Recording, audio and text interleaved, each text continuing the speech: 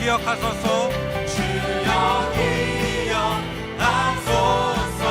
주 백성 자녀를 신실히 주님의 약속, 약속. 주님의 은혜, 주님의 은혜 내게 넘치네. 나를 향한 주 은혜. 아멘. 공의와 사랑 놀라워. 공의와 사랑 놀라워. 약한 자들어 쓰시네. 구원의 노래로 인도하시는 구원의 노래로 인도하시니 만 백성 함께 찬양해. 주여 기억하소서. 기억하소서. 주 백성 자녀들 자녀들 신실한 주님의 약속. 주님의 은혜 내게 넘치네. 주님의 은혜 내게 넘치네. 나를 향한 주 은혜. 다시 한번 주님의 은혜, 주님의 은혜 내게 넘치네. 나를 향한 주 은혜. 주여 기억하소서. 주여 기억하소. 주 백성 백성 자녀들 신실한 주님의 약속. 우리 영어로 합니다. So remember.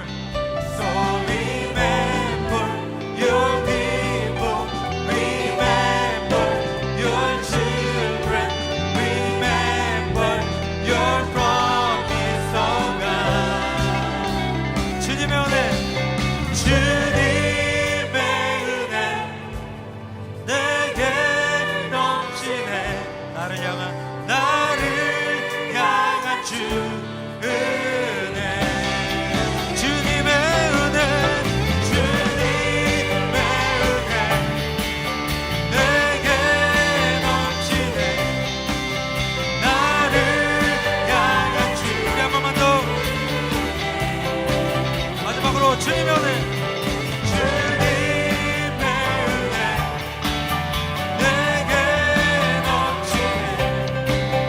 나를 향한 주 은혜. 우리도 우리에게 은혜를 주시는 주님 앞에 모든 걸 맡기며 나가기 원합니다.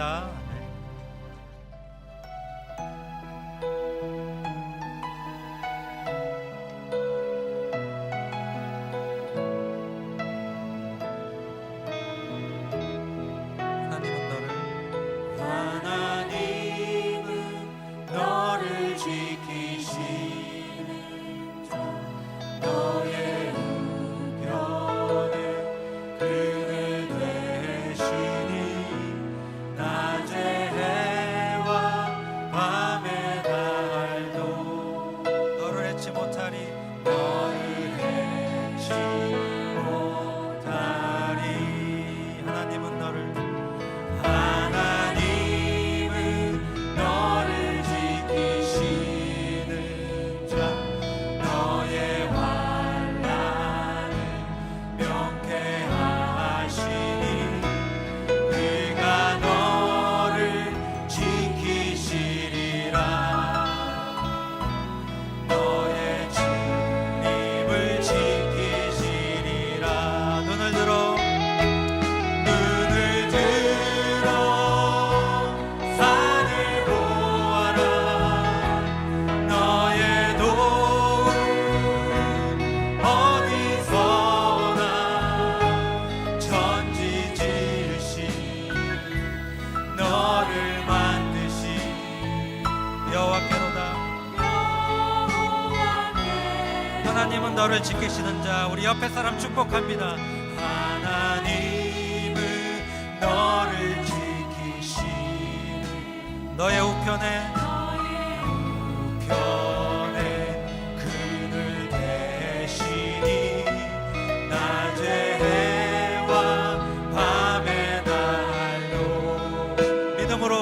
잊지 못하리. 우리 다른 분에게 다른 분 축복하면서 하나님은 너를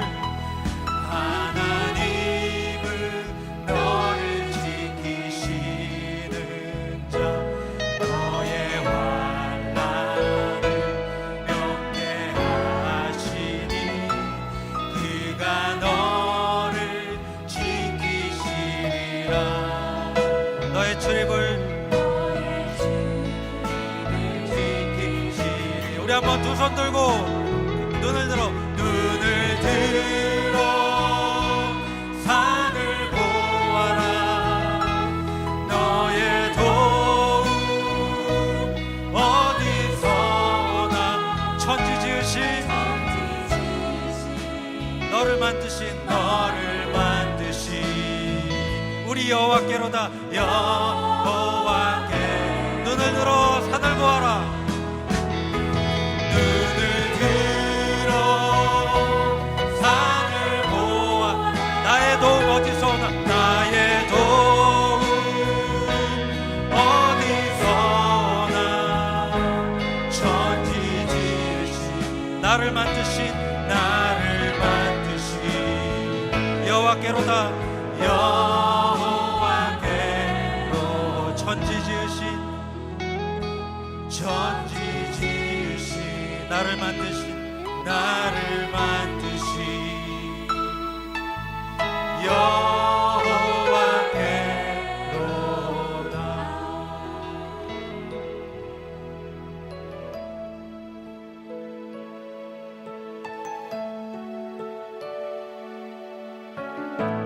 여호와께로다. 생명의 길로 이끄시는 우리 주님 앞에 전심으로 찬양드립니다.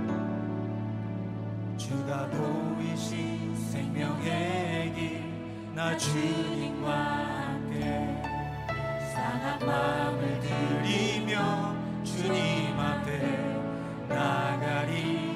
나의 의로움이 되신 주 그 이름 예수. 나의 길이 되신 이름 예수.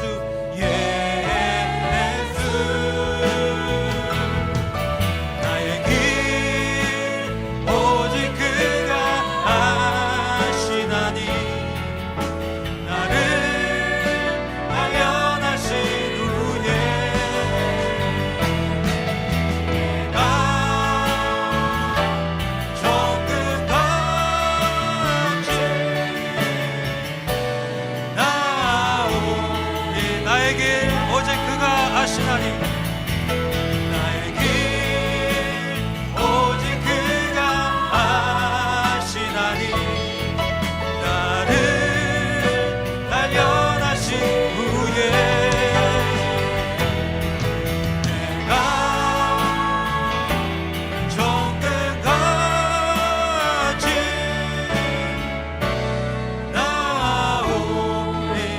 나오리라. 내가 정금같이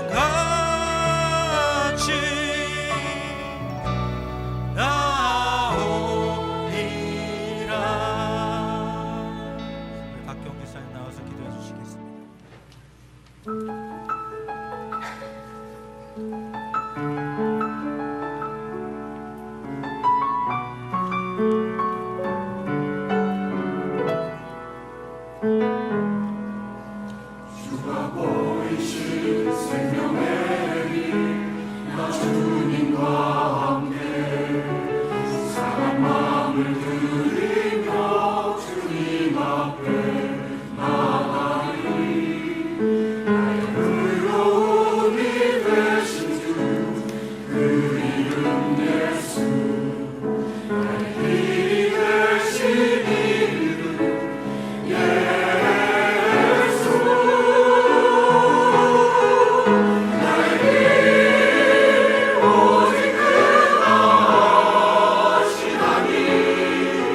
나를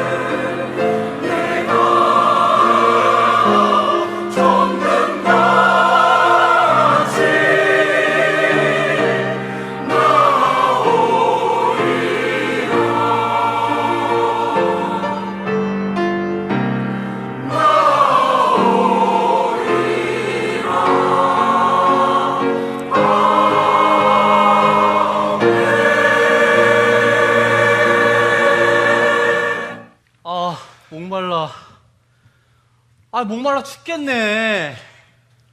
아, 그냥 현주랑 하와이나 갈걸. 아, 내가 이 고생을 왜 하나 몰라. 아, 내가 미쳤지. 내가 하와이를 안 가고 형이랑 사막에 오는 게 아니었어. 끝없이 펼쳐진 모래사막에 한번 와보고 싶다며. 쏟아지는 별도 보고 싶다며. 뭐 사막이 이런 데인 줄 알았나. 아휴, 여길 봐도 모래고 저길 봐도 모래고. 이제 모래만 봐도 지겹다, 지겨워. 목말라. 목말라 죽겠어. 뭐야 이거. 끓인 물이야 이거? 이럴 땐 그냥 시원한 콜라 한 잔 다 마셨으면 너무 좋겠다. 근데 형, 일로 가는 거 맞아? 맞을걸? 맞을걸?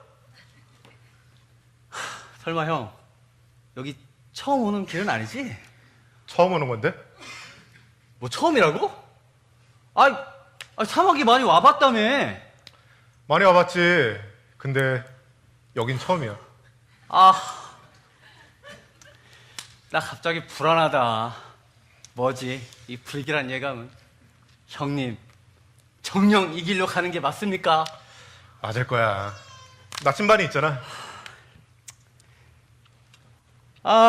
이 전화도 안 되고.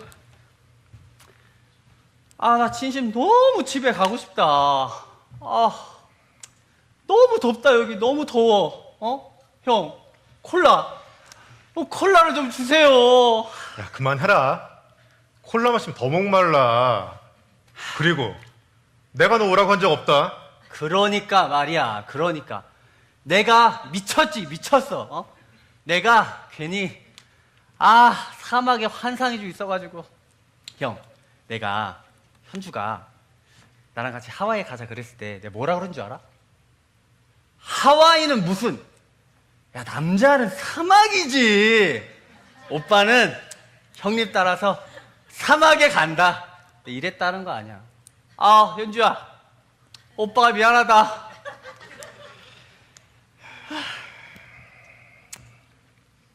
형님, 설마 길 잃어버린 건 아니지?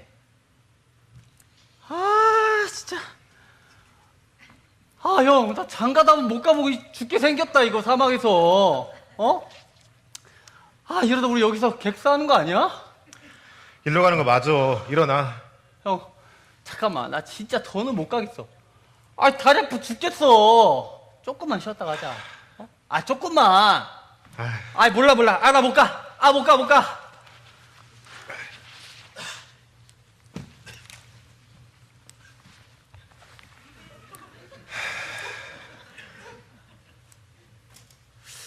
와, 형, 진짜 죽인다. 사막이 안 왔으면 이런 하늘은 평생 못 보겠지? 하와이 못 간 거 후회하더니 왜? 에이, 형 삐졌구나? 그냥 한 말이지. 하와이 뭐 다음에 가면 되지. 역시 형이랑 사막에 오길 잘했어. 고생한 보람이 있네. 보람이 있어. 와, 형, 별이 그냥 쏟아진다, 쏟아져. 형, 근데 사막이 왜 아름다운지 알아? 어딘가에 샘을 품고 있기 때문 아닐까? 이야, 오, 형, 이 말 진짜 멋있는데? 어딘가에 샘을 품고 있기 때문 아닐까? 야, 형, 멋있어. 형, 이 멘트 내가 가져간다. 야, 아니, 형은, 멋있는 멘트는 혼자 다 하면서, 왜 여자가 없어? 이런 말을 좀 여자 앞에서 하란 말이야, 좀. 진짜 미스테리야, 미스테리. 형, 혹시, 남자 좋아하는 건 아니지? 알았어. 농담이지. 형, 그러면 그러지 말고, 내가 한 수 알려줄게. 내가 여자 역할 할 테니까, 형이 한번 대답 좀 해봐. 봐봐. 오빠, 사막이 왜 아름다운지 아세요? 야, 일어나자, 일어나자. 맥 좀 끊지 말고, 형, 이거 습관이라니까. 동생이 좀 도와주려니까 협조를 안 해요. 형, 인생은 작업이야. 알았어. 조금만 더 있자. 봐봐. 와, 진짜 예술이잖아. 역시, 사람이 만든 거랑 하나님이 만든 거랑은, 야, 이게 스케일이 다른 것 같아. 너무 멋있는 것 같아. 주 하나님, 지으신 모든 세계. 야, 빨리 서둘러야지. 안 그러면 여기서 자야 돼. 하늘의 별. 야, 너 사막에서 정말 죽고 싶냐? 아니지, 형, 아니지. 그 뭐냐, 아까 그 멘트, 나 그것 좀 써먹어보고 죽어야 될 거 아니야, 장가도 가보고, 하와이도 좀 가보고. 성질은 급해가지고. 알았어. 야, 자꾸 징징댈 거면 따라올 생각 하지도 마. 형님, 무섭게. 제가 언제 또 형님한테 징징댔습니까? 그냥 조금 짜증낸 거지, 근데 형, 솔직히, 아까는 너무 더웠잖아. 안 그래? 형, 그건 그렇고. 호텔까지 얼마 더 가야 돼? 5마일.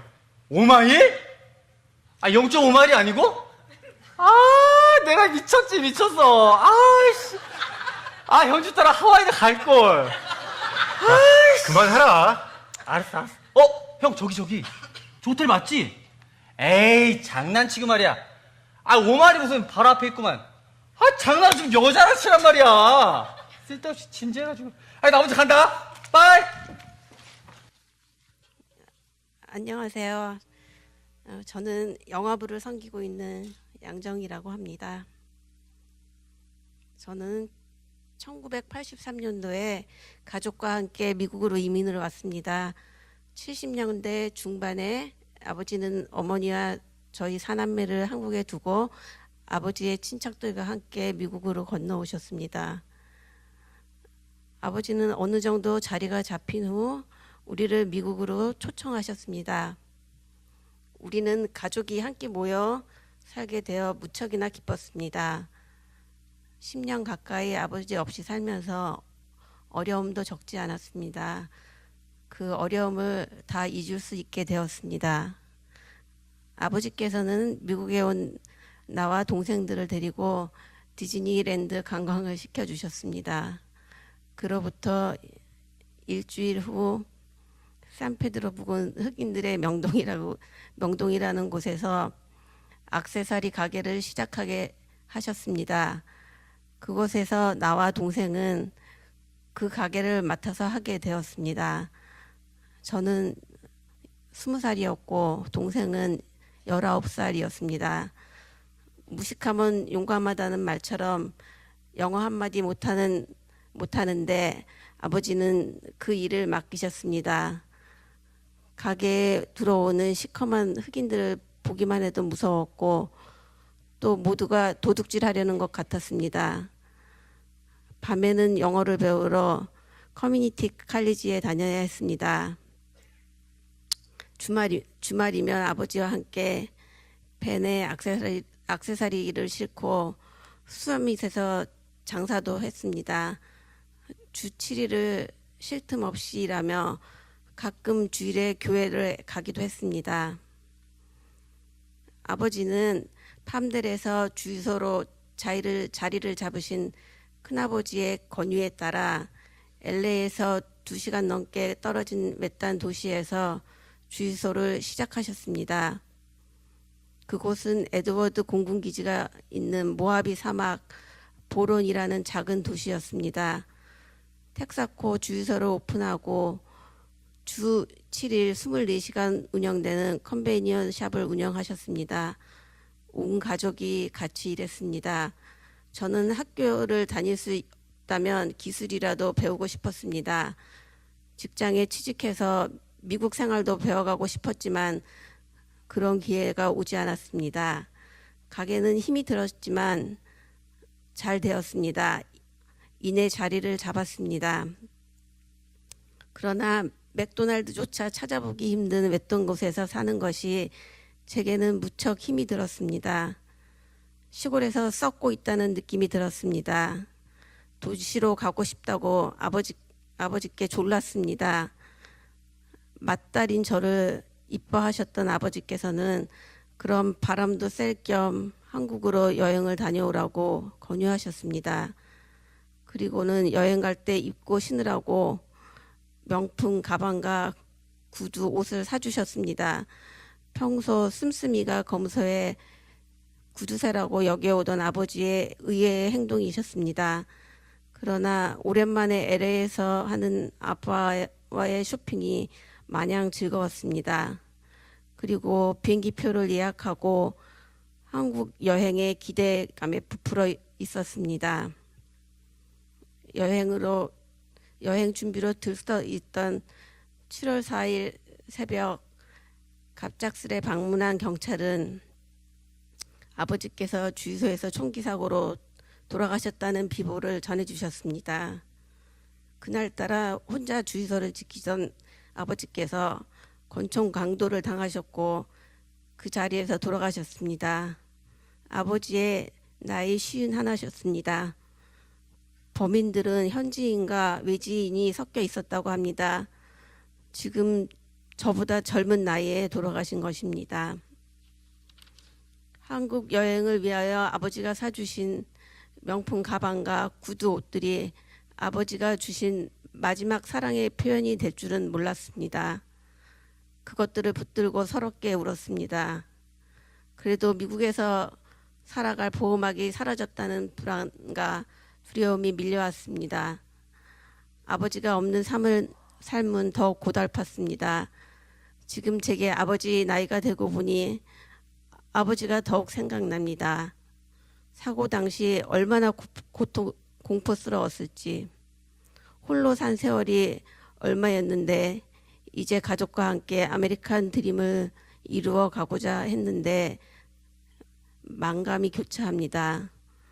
홀로 이방 땅에서 생애를 마쳐야 한다는 것이 어떤 것인지 조금씩 알아가고 있습니다. 저는 직장이 LA에 있습니다. 매일 출근하며 로지 근처를 지날 때마다 아버지를 생각하곤 합니다. 그곳을 지나갈 때면 알 수 없는 눈물이 흐르곤 합니다. 아버지가 떠나신 후 어머니와 가족들은 남겨졌습니다. 그 장소 그 자리에서 계속하여 주유소를 운영해야 했습니다. 미국에 대하여 아는 것도 별로 없었습니다. 다른 것을 할 수도 없었습니다.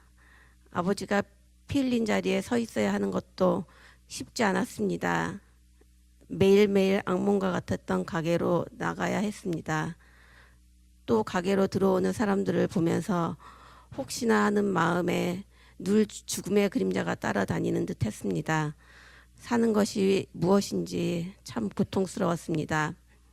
그래도 그 사고로 인하여 하나님께서 행하신 일들이 있었습니다.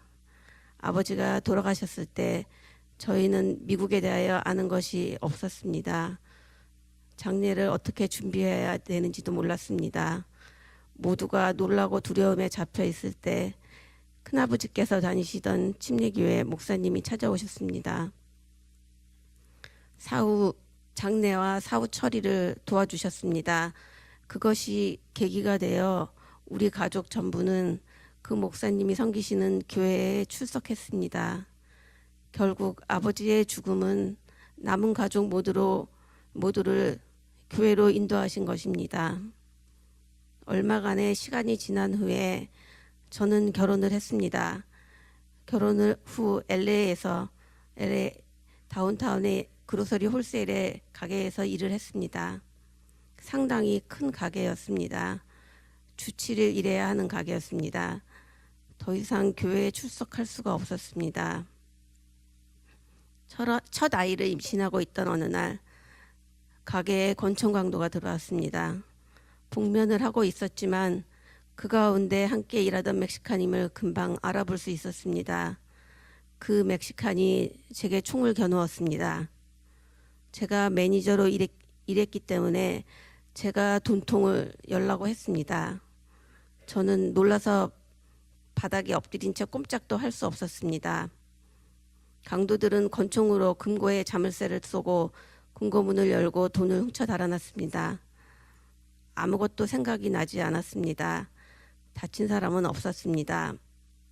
두 번째 당하는 권총 강도였습니다.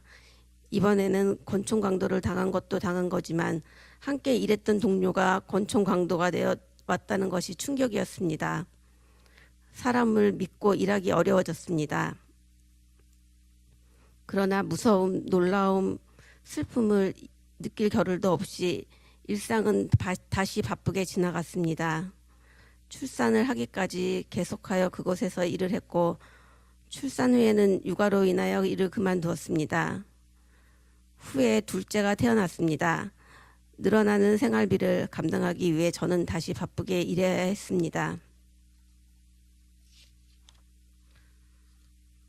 하루는 결혼해서 두 아이의 엄마가 된 동생이 저희 집을 방문했습니다. 바쁜 저를 대신하여 아이들과 조카들을 데리고 극장으로 나들이를 갔습니다.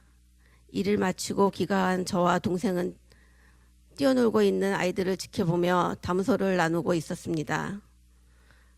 그 사이 열려진 거라지 문을 통하여 권총 강도가 들어왔습니다. 세 번째 권총 강도였습니다. 드디어 권총 강도가 집안까지 들어왔습니다. 강도는 동생의 명품 백만을 들고 달아났습니다. 그러나 그 충격은 쉽게 사라지지 않았습니다. 우선 놀랐습니다. 이제 집도 안전한 곳이 아니라는 생각이 들었습니다. 마음 편히 쉴 곳이 한 곳도 없어졌다는 생각에 참 괴로웠습니다. 그 일을 목격한 딸아이는 문이나 창문이 열려 있는 것을 보면 심히 무서워하고 두려움에 잡힙니다. 이 권총 강도 사건은 한국일보와 지역 신문에 크게 보도가 되기도 했습니다. 저를 알고 있는 많은 사람들의 시선도 무게로 느껴졌습니다.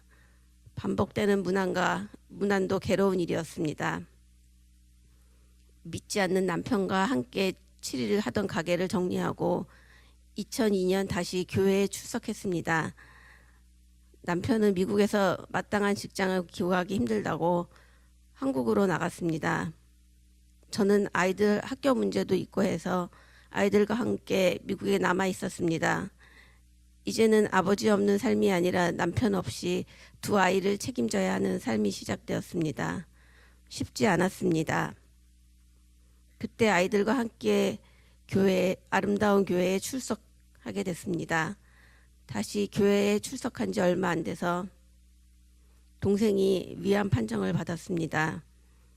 동생은 1년간 투병 생활을 하다가 하나님의 부르심을 받았습니다. 나보다도 어린 동생을 먼저 보냈을 때 삶과 죽음에 대하여 또 다시 생각하게 되었습니다. 죽음이란 그림자처럼 늘 저를 따라온다고 생각했습니다. 그러나 죽음에 대한 진지한 고민이 나와 저희 가족들로 하여금 신앙 안으로 한 걸음 더 내딜 수 있게 만들었습니다. 어머니는 남편을 잃고 딸도 잃어버렸습니다. 어머니 슬픔이 나보다 훨씬 컸으리라 생각됩니다. 그러나 그 어머님도 지금은 권사님이 되셨습니다. 믿음의 사람으로 살아가고 계십니다. 풍요롭다는 미국 땅이 저에게는 광야였습니다. 아버지도 동생도 고통 한가운데 삶을 마감했지만 남아있는 우리 가족 모두가 힘겨운 삶을 살아가야 합니다. 한국으로 나갔던 남편은 돈 한 푼 보내지 못하고 암이라는 병을 얻어 돌아왔습니다. 병수발을 하는 삶도 쉽지 않았습니다. 말이 나오지 않는 현실의 삶을 받아들여야만 했습니다. 그럼에도 그때마다 베푸시는 하나님의 은혜가 있었습니다. 세상에 소망이 끊어질 때마다 한 걸음 더 하나님께 가까이 이끌어오신 은혜의 손길이 있었습니다. 고난의 시간을 지나는 동안 아름다운 교회는 큰 위로가 되었습니다. 교회에서 만난 믿음의 식구들이 힘이 되어 주었습니다. 교회에서 자란 두 자녀가 든든히 서가고 있습니다. 삶을 버거워하던 아들은 ROTC 지원하여 군대에 갔습니다. 나름대로 자기 인생을 개척해가고 있는 모습을 보게 됩니다. 가장 큰 축복은 살아가는 매 순간마다 나는 덤으로 사는 삶이라는 것을 깨닫는 것입니다. 아버지처럼 권총강대의 죽었을 나를 하나님께서 건지셨습니다. 저는 보너스로 받은 인생을 살아갑니다. 그래서 감사도 있고 이제는 그때 나를 지키신 하나님께서 남은 인생길도 지키시리라는 믿음을 조금씩 생겨나고 있습니다. 험악한 세월을 살아왔지만 지금은 하나님의 때를 따라 은혜를 베푸시고 그 광야에서 눈동자같이 지키셨다고 고백하게 됩니다. 때로 생활이 그대를 속일지라도 슬퍼하거나 놓여 말라는 푸시긴의 시를 종종 생각합니다. 그래, 그것이 광야의 삶이야. 정들 수 없는 광야의 삶이기에 우린 이제 하나님 나라를 소망하며 가게 됩니다. 이 땅 어느 곳에도 안전한 곳이 없기에 하나님 품 안에서만 안전을 보장받을 수 있음을 배워가고 있습니다. 이제는 웬만한 일에도 눈을 끔찍하지 않는 사람이 되었습니다. 그래도 세상 풍파가 나를 흔들지 못할 것이라는 찬양을 눈물로 부르곤 합니다. 장례식 가서 자주 부르는 괴로운 인생길 가는 몸이 평안히 쉴 곳 아주 없네. 걱정과 고생에 어디는 없으리. 그래도 하나님께서 광야 같은 길에 함께 눈물 흘려줄 교회가 있게 하셨습니다. 하나님 나라의 소망을 가지고 이 땅에 정들지 않고 살아가고 있습니다. 저뿐 아니라 남은 가족 모두가 하나님께 조금씩 더 가까이 가고 있습니다. 그래서 저는 이 땅에 사는 삶은 하나님 나라로 가는 여정이라 생각하게 되었습니다. 여행 중 지나가는 곳입니다. 저에게 있어 교회는 사막길에 만난 오아시스입니다. 감사합니다. 저희는 이번 인생 뒤집기 집회를 하면서 우리 인생길이 산을 오르는 것이 아니라 사막을 지나가는 것이라는 것들을 배워가고 있습니다. 사막은 끝이 보이지 않습니다. 내가 가야 될 곳이 어떤지, 10년 뒤에 내 인생의 모습이 어떤 모습으로 서 있게 될지 알 수가 없다는 것입니다. 그렇지만 그 사막을 벗어나는데 나침판이 필요한 겁니다. 이 방향으로 가야 된다는 것입니다. 내가 어디 서 있는지, 어디까지 가야 되는지 모를지라도 그 방향을 따라가면 이 사막을 벗어날 것이라는 겁니다. 우리 주님이 그 나침판이 되는 줄 압니다. 우리는 사막을 지나가면서 내가 얼마나 연약한 존재라는 것들을 배울 수 있습니다. 그 끝없이 펼쳐지는 사막 안에서 얼마나 보잘것없는 인생이라는 것을 깨달으면 겸손히 무릎 꿇을 수 있습니다. 우리 집사님 간증한 것처럼 우리의 인생 여정이 사막을 지나가는 것이면 여기에 머무는 곳이 아니라는 겁니다. 여기에 정들 수 없는 곳이라는 겁니다. 여기서 뿌리 내려 사막 가운데 뿌리 내려 집을 짓고 거하는 사람이 없습니다. 지나가는 것입니다. 하나님 나라로 가는 여정이라는 겁니다. 여행을 해보기도 합니다. 언젠가 시애틀까지 정말 휴가를 떠난 적이 있습니다. 열심히 달려가서 18시간 만에 시애틀에 도착했습니다. 정말 빨리 목적지에 왔다고 기뻐했습니다. 근데 제 아내가 옆에서 내리더니만 이렇게 이야기합니다. 이게 어떻게 휴가냐고, 이게 노동이지 이게 휴가냐, 이렇게 이야기하는 겁니다. 예, 그렇습니다. 우리가 정말 휴가의 목적지가 있습니다. 시애틀까지 가는데요, 가는 것도 중요하지만 가는 과정도 중요하다는 것입니다. 빨리 그곳에 도착하는 게 꼭 좋은 것만은 아니라는 겁니다. 인생의 종착역에 빨리 가는 것만이 좋은 일 아니라는 겁니다. 아무리 천국이 좋은 곳이지만 빨리 가면요 남아있는 사람들도 힘들다는 겁니다. 그 가는 여정이 있습니다. 그 가는 여정에 배워야 될 것이 있습니다. 그래야 천국에서 살아가기에 합당한 사람으로 바뀝니다. 하나님께서 이집트에서 종살이 하던 그들을 하나님이 약속의 땅으로 옮기실 때에 그들을 광야를 지나가게 하셨습니다. 왜냐하면요 약속의 땅에서 살 수 있는 백성이 되기 위해서, 약속의 땅에서 살아가는 방법들을 배워가기 위해서. 그래서 우리는 이 광야를 지나가지만 그것은 배움의 길이라고 이야기합니다. 때로는 광야에서 모래바람을 만나기도 합니다. 때로는 암에 걸리기도 합니다. 앞으로 갈 수도 없고 뒤로 갈 수도 없는 난감한 지경에 빠지기도 한다는 겁니다. 그런데 그 속에서 배울 것이어야 된다. 그 속에서 바쁘게 달려가던 인생길을 한 번쯤은 세워놓고 다시 한번 생각해 봐야 되는 그 쉬는 지점이 필요하다는 겁니다. 아마 유명한 설교자인 존 파이퍼는 이런 책을 썼습니다. 당신의 암을 낭비하지 마십시오. 왜냐하면 하나님께서 당신을 위하여 암을 디자인하셨다고 믿지 않으면 당신은 그 암을 낭비하는 것입니다. 암이 저주이고 선물이 아니라고 믿는다면 당신은 암을 낭비하는 것입니다. 하느님으로부터가 아니라 당신이 치유될 가능성으로부터 위안을 얻게 된다면 당신은 그 암을 낭비하는 것입니다.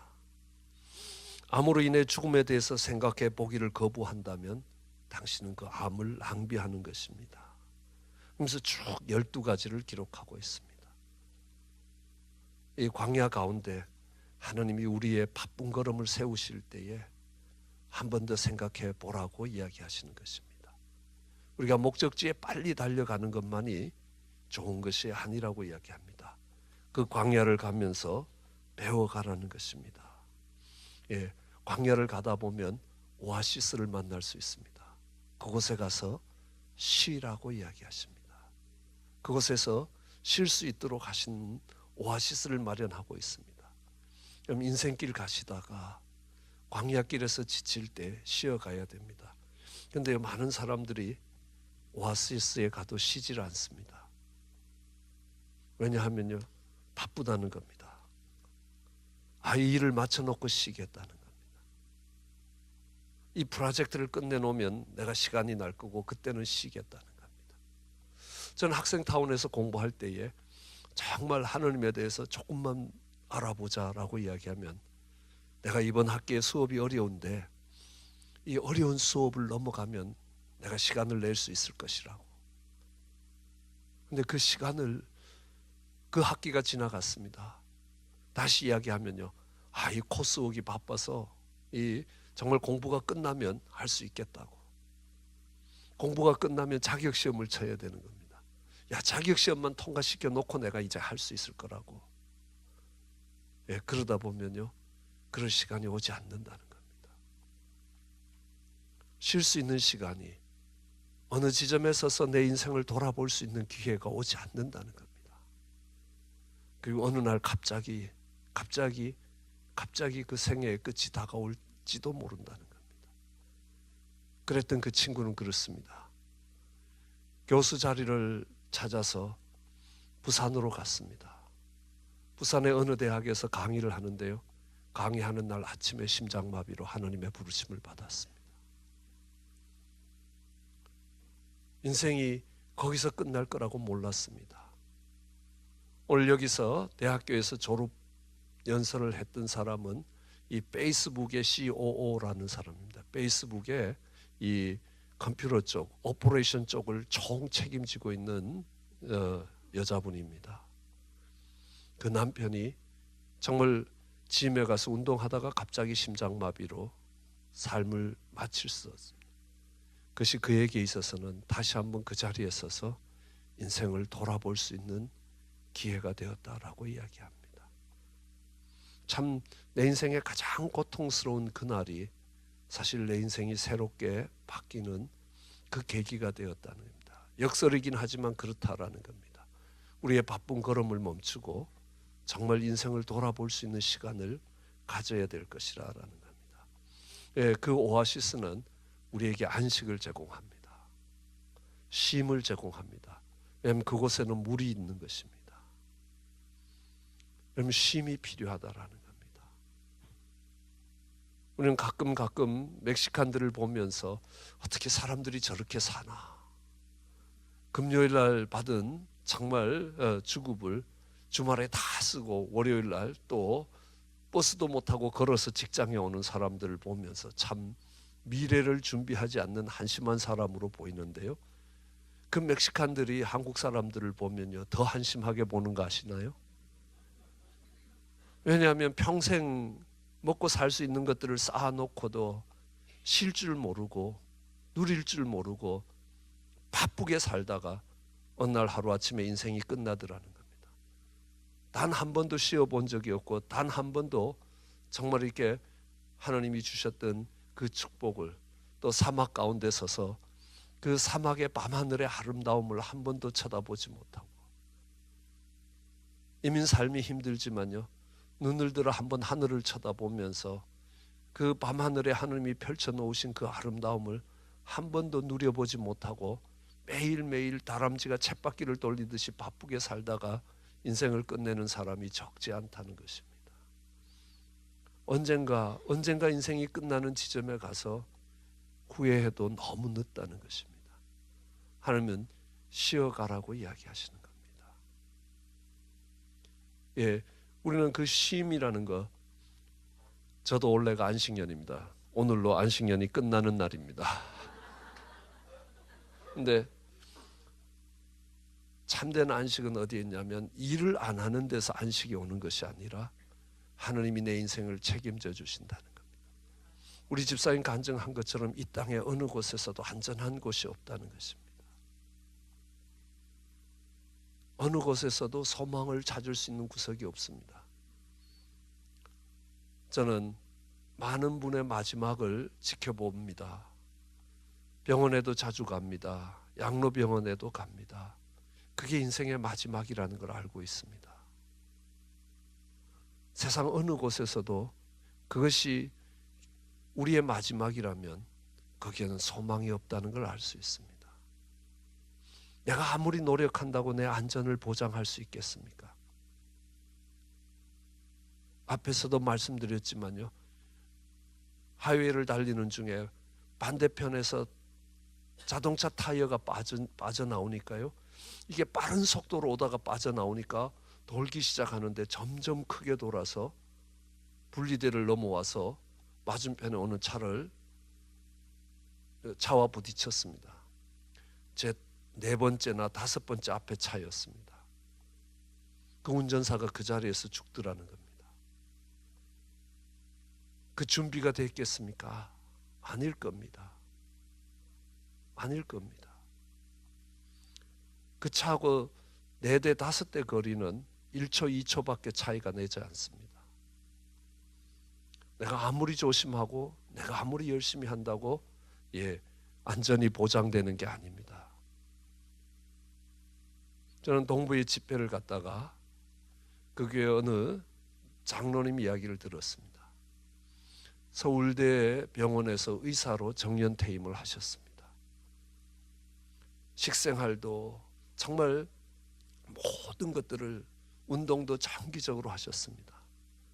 그러면 늘 내가 아무리 못 살아도 100살은 살게 될 것이라고 이야기했습니다.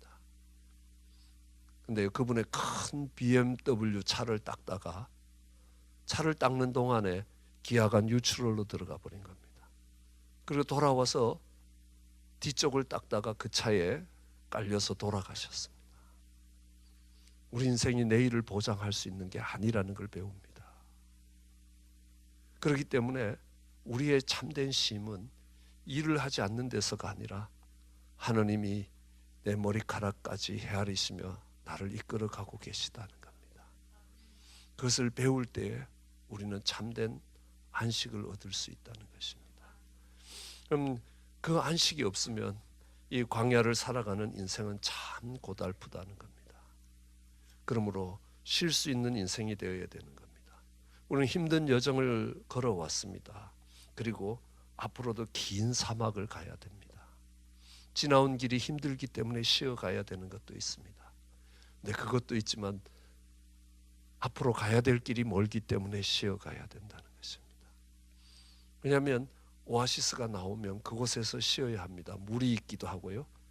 또 나침반을 따라가지만 나침반이 자장의 방향에 따라서 방향이 조금씩 달라지고 있는 것입니다. 그것을 조정해야만이 바른 방향으로 갈 수 있습니다. 내 인생을 살아가는 동안에 내가 지금 살아가고 있는 이 방향이 맞는지 다시 한번 서서 점검해 보는 시간들이 필요한 것입니다. 우리는 그것을 오아시스라고 이야기합니다. 쉬는 곳이라고 이야기합니다. 근데 그 오아시스에는 쉬는 것뿐만 아니라 무엇이 있느냐 하면요, 광야에서의 만남이 있습니다. 정말 외롭게 걸어오던 그 길에 오아시스에 가면요, 사람들이 거기 있다는 것입니다. 근데 가끔은 강도를 만나기도 하지만 그렇다고 해서 그 오아시스를 피해갈 수 있는 건 아니라는 겁니다. 그 오아시스를 가면서 함께 정말 그 사막길을 건너는 사람들을 만날 수 있습니다. 이 오아시스는 쉬는 곳이기도 하지만 만남의 장소입니다. 그렇기 때문에 정말 함께 그 고달픈 인생길을 걸어가는 사람들을 만나면 거기서 위로를 얻을 수 있습니다. 삶을 나눌 수 있습니다. 그래서 정말 쉬라고 이야기하는 것입니다. 그늘이 있고 생수가 있는 곳에서 만남이 있고 또 만남에서 그들의 삶을 나눌 수 있는 곳입니다. 그러다 보면요, 정말 우리 집사님이 간증해 주신 것처럼 이 오아시스는 교회라는 것입니다. 아니요, 교회뿐만이 아닙니다. 이 오아시스는 여러분의 가정입니다. 여러분의 자녀들이, 여러분의 아내와 여러분의 남편이 정말 힘든 광야 인생길을 걸어가다가 가정으로 돌아올 때 그곳에는 쉼이 있고요, 그곳에는 만남이 있고 나눔이 있고 이런 가정이라는 것입니다. 여러분의 가정이 쉼을 만들어 줄 수 있는 오아시스가 되면 우리 자녀들이 거친 인생길에서 새 힘을 얻고 새롭게 출발할 수 있습니다. 여러분의 가정이 오아시스가 된다면 여러분의 아내가, 여러분의 남편이 지친 일상에서 다시 새 힘을 얻고 출발해 갈 수 있습니다. 여러분, 뭐가 쉬겠습니까? 어떤 것이 쉼이겠습니까? 저는 저희 아내가 이해가 안 되는 게 하나 있습니다. 친정을 가면 그렇게 좋아하고 시집을 가면 그렇게 힘들어 한다는 겁니다. 왜냐하면 친정에 가면 우리 장모님이 골다공증이 있어서 너 온 김에 김치도 담아라, 뭐 청소도 해라, 뭐 이렇게 해야 되는 게 많습니다. 빨래도 해야 되고요. 그런데 시집에 가면요, 저희 어머님이 저희 동생 둘을 저희 아내가 키웠습니다. 우리 어머님의 원색적인 표현에 의하면 내 새끼 내가 건사를 해야 되는데 너한테 맡겨서 미안하다. 이번에 내려온 김에 그동안 수고했으니까 푹 쉬다 가라. 그래서 밥을 해서 정말 방까지 갖다 주시는 어머니라는 겁니다. 그런데도 우리 아내는요, 그 시집에 가면 불편해하고 친정에 가면 그렇게 편해한다는 겁니다. 제가 보니까 아닌데요. 그래서 배운 게 있었습니다. 목회를 하면서 깨달았습니다. 쉰다는 것은 어떤 곳에서 쉴 수 있느냐, 선악간의 판단을 하지 않는 것입니다. 친정에 가면요, 잘하면 잘하나 못하나 내 딸이지만 시집에 가면 잘하면 좋은 며느리고 못하면 나쁜 며느리라는 겁니다. 좋고 나쁨, 선과 악의 판단을 받고 있는 겁니다. 저희가 신방을 다녀왔습니다. 저희 딸이 청소를 깨끗이 했습니다. 저희 아내가 이야기합니다. You are good girl 그래요. 그러면 청소 안 하면 bad girl 됐나요? 나쁜 아이가 되나요? 그러면요, 우리 자녀들은 그 가정에서 쉴 수가 없습니다. 그 가정이 오아시스가 되지를 못합니다. 청소했구나, 엄마보다 더 깨끗하게 했구나, 고맙다, 이러면 되는 겁니다. 공부를 잘하면 굿 보이고 공부를 못하면 bad 보입니까? 아니라는 겁니다. 쉴 수 있는 오아시스가 되는 것입니다. 가정이 그 오아시스가 돼야만이 광야 인생길에 지친 자녀들이 다시 새 힘을 얻을 수 있습니다. 교회가 그와 같은 오아시스가 될 때에만 인생길에 지친 영혼들이 그곳에서 쉼을 얻을 수 있습니다. 그것을 만들어 갈 때에 그 오아시스를 만날 때 우리는 쉴 수 있게 되는 것입니다. 그렇지 않으면 언제나 손가락질 당할 것을 준비하고 살아가야 되는 것입니다. 피곤한 삶이 되는 것입니다. 그래서 광야 같은 인생길을 걸어가는 동안에 꼭 오아시스를 만나야 되고 그곳에서 쉬어가야 합니다. 그리고 쉴 수 있는 곳을 만들어가는 것.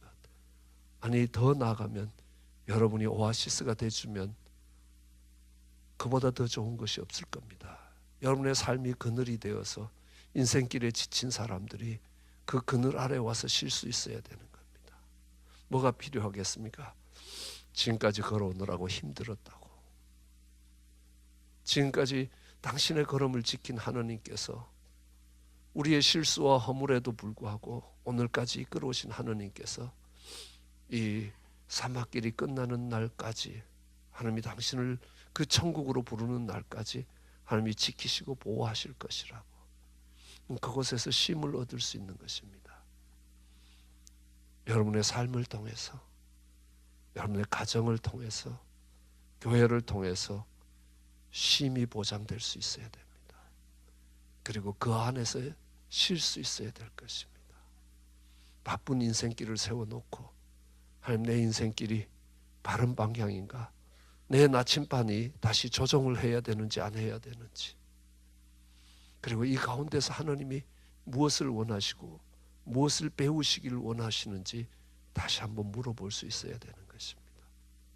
그리고 뒤돌아오는 길에 하나님이 행하신 것들을 보면서 감사할 수 있는 것입니다.